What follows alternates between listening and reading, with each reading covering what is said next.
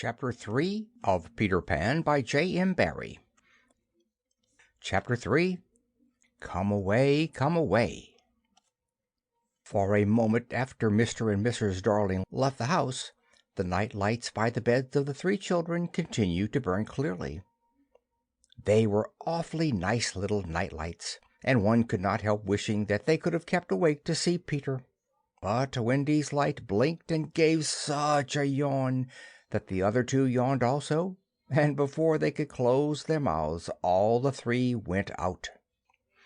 There was another light in the room now, 1,000 times brighter than the night lights, and in the time we have taken to say this, it had been in all the drawers in the nursery, looking for Peter's shadow, rummaged the wardrobe, and turned every pocket inside out. It was not really a light. It made this light by flashing about so quickly, but when it came to rest for a second, you saw it was a fairy, no longer than your hand, but still growing.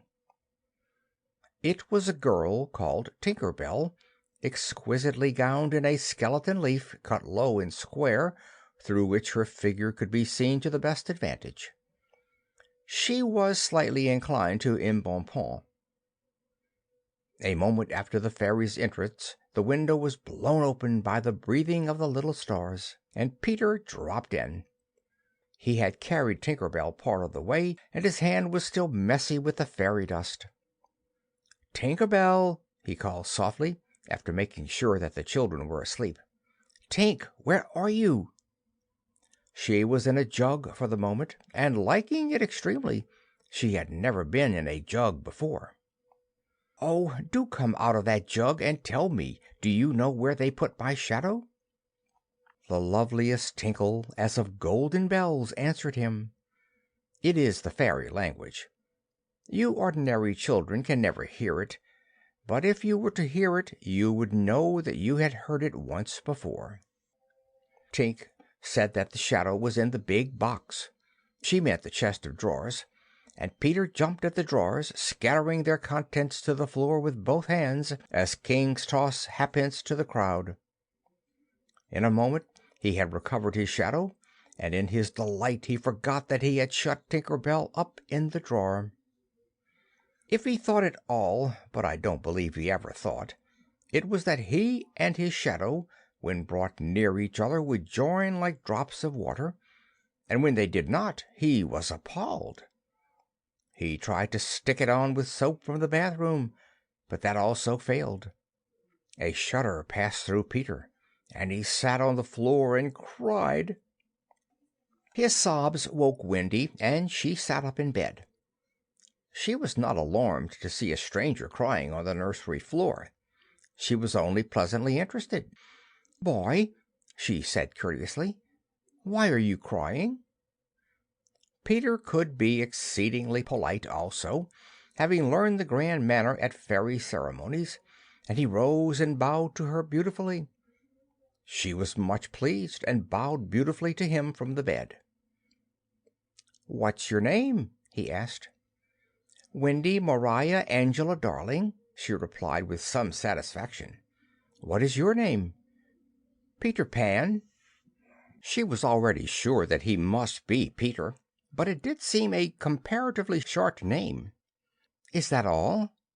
"Yes," he said rather sharply. He felt for the first time that it was a shortish name. "I'm so sorry," said Wendy Maria Angela. "It doesn't matter." Peter gulped. She asked where he lived. "Second to the right," said Peter, "and then straight on till morning." What a funny address! Peter had a sinking. For the first time he felt that perhaps it was a funny address. "No, it isn't." "I mean," Wendy said nicely, remembering that she was hostess, "is that what they put on the letters?" He wished she had not mentioned letters. "Don't get any letters," he said contemptuously. "But your mother gets letters." "Don't have a mother," he said. Not only had he no mother, but he had not the slightest desire to have one. He thought them very overrated persons. Wendy, however, felt at once that she was in the presence of a tragedy. "Oh, Peter, no wonder you were crying," she said, and got out of bed and ran to him. "I wasn't crying about mothers," he said rather indignantly. "I was crying because I can't get my shadow to stick on. Besides, I wasn't crying." "It has come off?" "Yes." Then Wendy saw the shadow on the floor, looking so draggled, and she was frightfully sorry for Peter.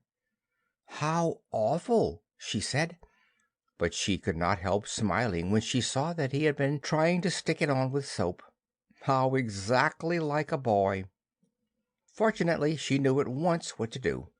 "It must be sewn on," she said, just a little patronizingly.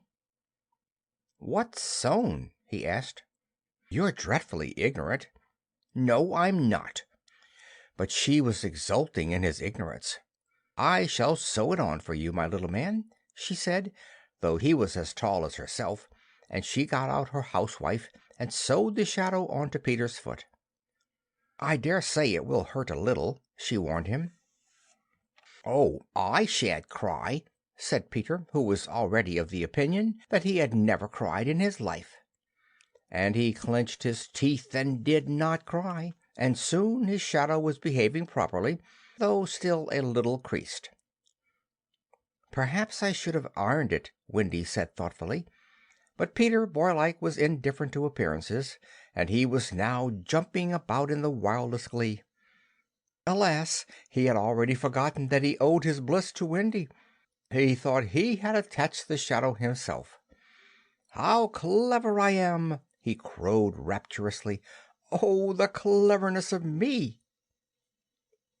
It is humiliating to have to confess that this conceit of Peter was one of his most fascinating qualities. To put it with brutal frankness, there never was a cockier boy. But for the moment Wendy was shocked. "You conceit!" she exclaimed with frightful sarcasm. "Of course I did nothing." "You did a little," Peter said carelessly, and continued to dance. "A little!" she replied with hauteur. "If I'm of no use I can at least withdraw." And she sprang in the most dignified way into bed and covered her face with the blankets. To induce her to look up he pretended to be going away, and when this failed he sat on the end of the bed and tapped her gently with his foot. "Wendy," he said, "don't withdraw. I can't help crowing Wendy when I'm pleased with myself." Still she would not look up, though she was listening eagerly. "Wendy," he continued in a voice that no woman has ever yet been able to resist, "Wendy, one girl is more use than 20 boys." Now Wendy was every inch a woman, though there were not very many inches, and she peeped out of the bedclothes. "Do you really think so, Peter?" "Yes, I do." "I think it's perfectly sweet of you," she declared, "and I'll get up again." And she sat with him on the side of the bed. She also said she would give him a kiss if he liked, but Peter did not know what she meant, and he held out his hand expectantly. "Surely you know what a kiss is?" she asked, aghast. "I shall know when you give it to me," he replied stiffly, and not to hurt his feelings she gave him a thimble. "Now," said he, "shall I give you a kiss?" And she replied with a slight primness, "If you please." She made herself rather cheap by inclining her face toward him, but he merely dropped an acorn button into her hand, so she slowly returned her face to where it had been before, and said nicely that she would wear his kiss on the chain around her neck. It was lucky that she did put it on that chain, for it was afterwards to save her life. When people in our set are introduced, it is customary for them to ask each other's age, and so Wendy, who always liked to do the correct thing, asked Peter how old he was. It was not really a happy question to ask him. It was like an examination paper that asks grammar, when what you want to be asked is Kings of England. "I don't know," he said uneasily, "but I am quite young." He really knew nothing about it. He had merely suspicions. But he said at a venture, "Wendy, I ran away the day I was born." Wendy was quite surprised, but interested, and she indicated in the charming drawing-room manner, by a touch on her nightgown, that he could sit nearer her. "It was because I heard father and mother," he explained in a low voice, "talking about what I was to be when I became a man." He was extraordinarily agitated now.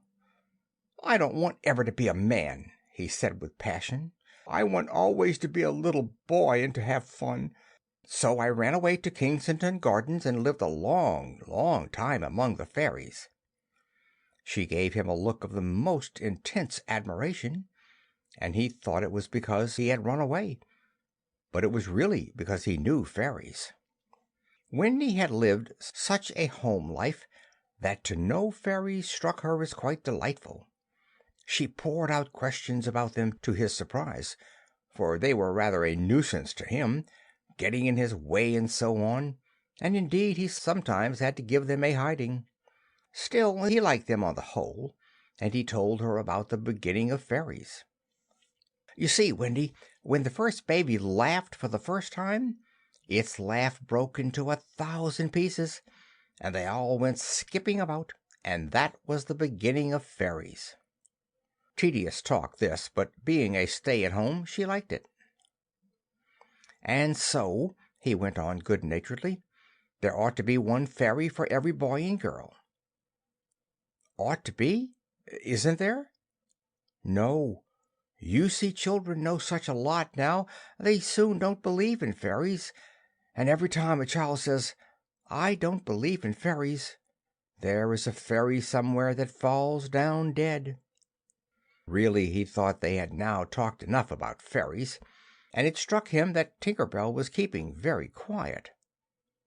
"I can't think where she has gone to," he said, rising, and he called Tink by name. Wendy's heart went flutter with a sudden thrill. "Peter!" she cried, clutching him, "you don't mean to tell me that there is a fairy in this room?" "She was here just now," he said a little impatiently. "You don't hear her, do you?" And they both listened. "The only sound I hear," said Wendy, "is like a tinkle of bells." "Well, that's Tink. That's the fairy language. I think I hear her, too." The sound came from the chest of drawers, and Peter made a merry face. No one could ever look quite so merry as Peter, and the loveliest of gurgles was his laugh. He had his first laugh still. "Wendy," he whispered gleefully, "I do believe I shut her up in the drawer." He let poor Tink out of the drawer, and she flew around the nursery screaming with fury. "You shouldn't say such things," Peter retorted. "Of course I'm very sorry, but how could I know you were in the drawer?"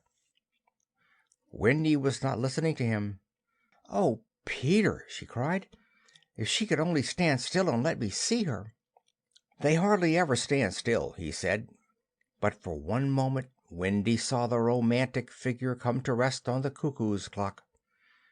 "Oh, the lovely!" she cried, though Tink's face was still distorted with passion. "Tink," said Peter amiably, "this lady says she wishes you were her fairy." Tinker Bell answered insolently, "What does she say, Peter?" He had to translate.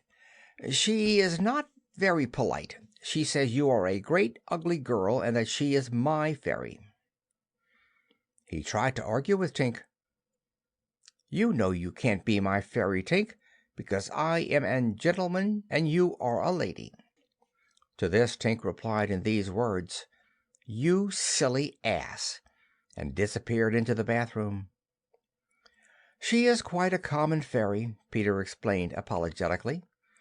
"She is called Tinker Bell because she mends the pots and kettles." They were together in the armchair by this time, and Wendy plied him with more questions. "If you don't live in Kensington Gardens now—" "Sometimes I do still." "But where do you live mostly now?" "With the Lost Boys." "Who are they?" "They are the children who fall out of their perambulators when the nurse is looking the other way. If they are not claimed in 7 days, they are sent far away to the Neverland to defray expenses. I'm captain." "What fun it must be!" "Yes," said cunning Peter, "but we are rather lonely. You see, we have no female companionship." "Are none of the others girls?" "Oh, no. Girls, you know, are much too clever to fall out of their prams." This flattered Wendy immensely. "I think," she said, "it is perfectly lovely the way you talk about girls. John there just despises us." For reply, Peter rose and kicked John out of bed, blankets and all, one kick. This seemed to Wendy rather forward for a first meeting, and she told him with spirit that he was not captain in her house. However, John continued to sleep so placidly on the floor that she allowed him to remain there. "And I know you meant to be kind," she said, relenting, "so you may give me a kiss." For a moment she had forgotten his ignorance about kisses. "I thought you would want it back," he said a little bitterly, and offered to return her the thimble. "Oh, dear," said the nice Wendy, "I don't mean a kiss, I mean a thimble." "What's that?" "It's like this." She kissed him. "Funny," said Peter gravely.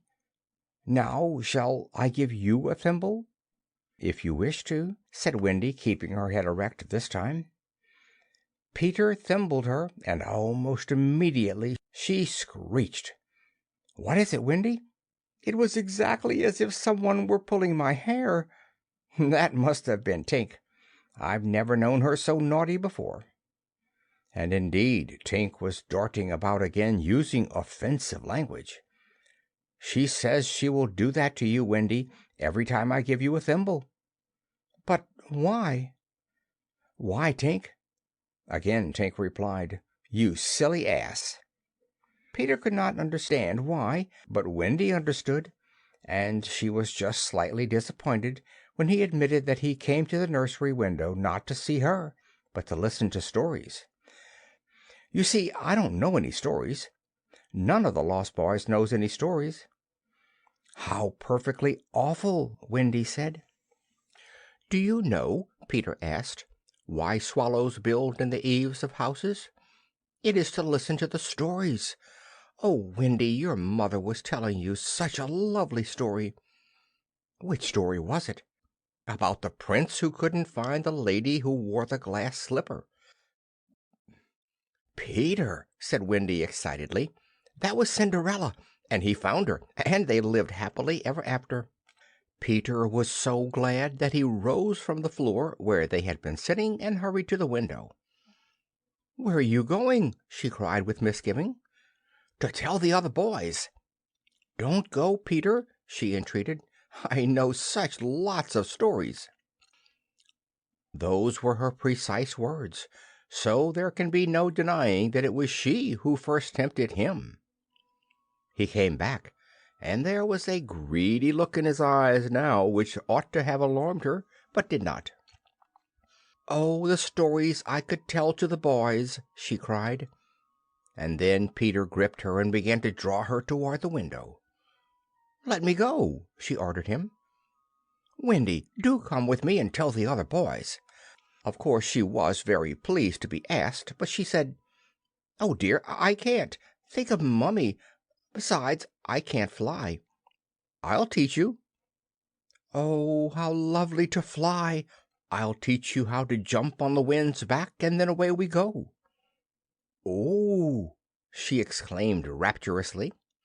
"Wendy, Wendy, when you are sleeping in your silly bed, you might be flying about with me, saying funny things to the stars." "Oh! And, Wendy, there are mermaids." "Mermaids? With tails?" "Such long tails." "Oh!" cried Wendy, "to see a mermaid!" He had become frightfully cunning. "Wendy," he said, "how we should all respect you." She was wriggling her body in distress. It was quite as if she were trying to remain on the nursery floor. But he had no pity for her. "Wendy," he said, the sly one, You could tuck us in at night." "Ooh!" "None of us has ever been tucked in at night." "Oh!" And her arms went out to him.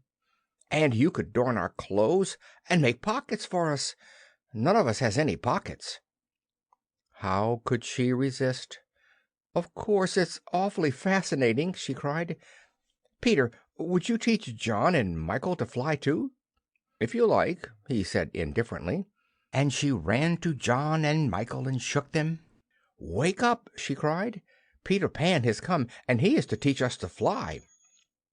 John rubbed his eyes. "Then I shall get up," he said.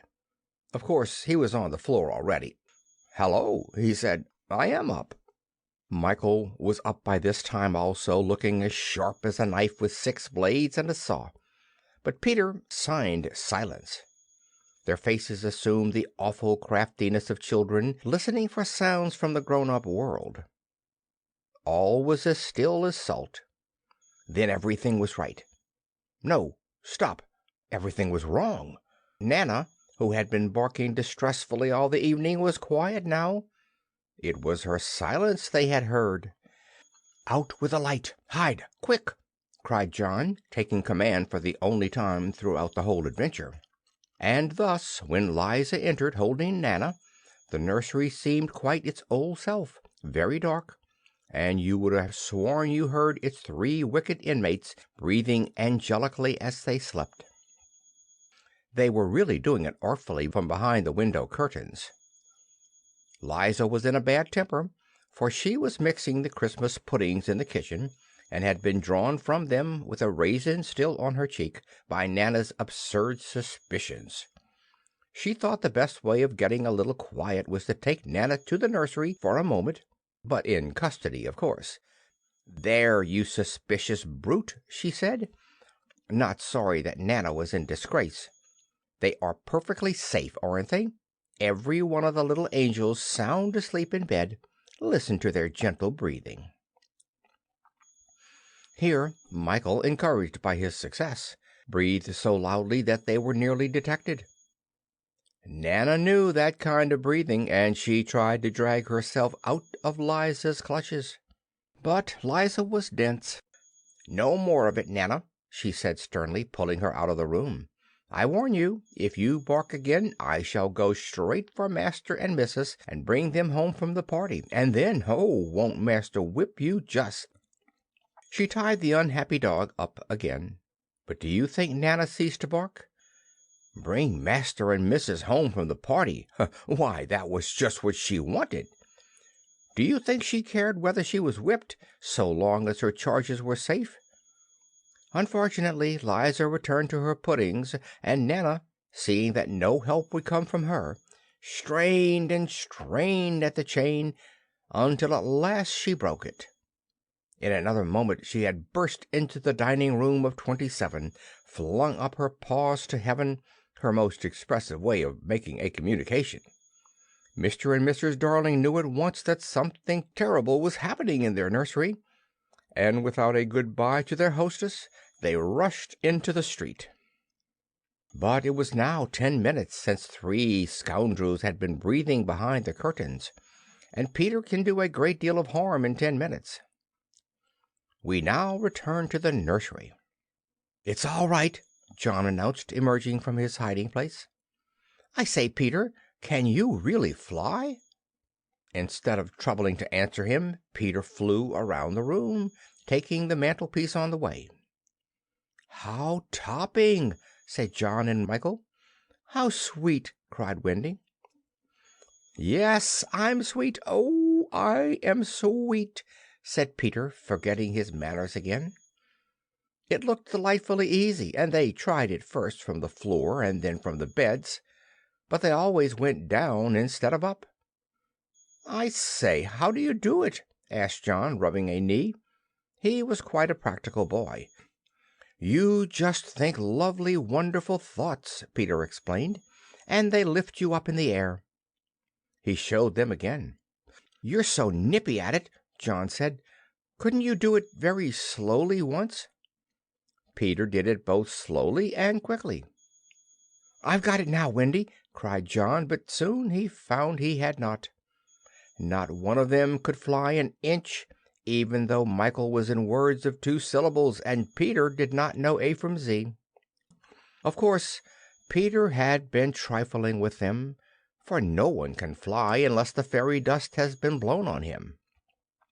Fortunately, as we have mentioned, one of his hands was messy with it, and he blew some on each of them, with the most superb results.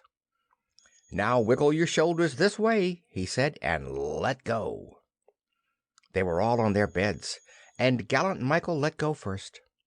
He did not quite mean to let go, but he did it, and immediately he was blown across the room. "I flewed!" he screamed while still in midair. John let go and met Wendy near the bathroom. "Oh, lovely! Oh, ripping! Look at me! Look at me! Look at me!" They were not nearly so elegant as Peter. They could not help kicking a little, but their heads were bobbing against the ceiling, and there is almost nothing so delicious as that. Peter gave Wendy a hand at first, but had to desist. Tink was so indignant. Up and down they went, and round and round. Heavenly was Wendy's word. "I say," cried John, "why shouldn't we all go out?" Of course, it was to this that Peter had been luring them. Michael was ready. He wanted to see how long it took him to do 1,000,000,000 miles. But Wendy hesitated. "Mermaids," said Peter again. "Oh!" "And there are pirates." "Pirates!" cried John, seizing his Sunday hat. "Let us go at once." It was just at this moment that Mr. and Mrs. Darling hurried with Nana out of 27. They ran into the middle of the street to look up at the nursery window, and yes, it was still shut, but the room was ablaze with light, and, most heart-gripping sight of all, they could see in shadow on the curtain 3 little figures in night attire circling round and round, not on the floor, but in the air. Not 3 figures, 4. In a tremble they opened the street door. Mr. Darling would have rushed upstairs, but Mrs. Darling signed him to go softly. She even tried to make her heart go softly. Will they reach the nursery in time? If so, how delightful for them, and we shall all breathe a sigh of relief, but there will be no story. On the other hand, if they are not in time, I solemnly promise that it will all come right in the end.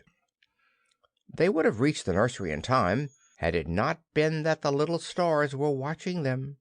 Once again the stars blew the window open, and the smallest star of all called out, "Cave, Peter!"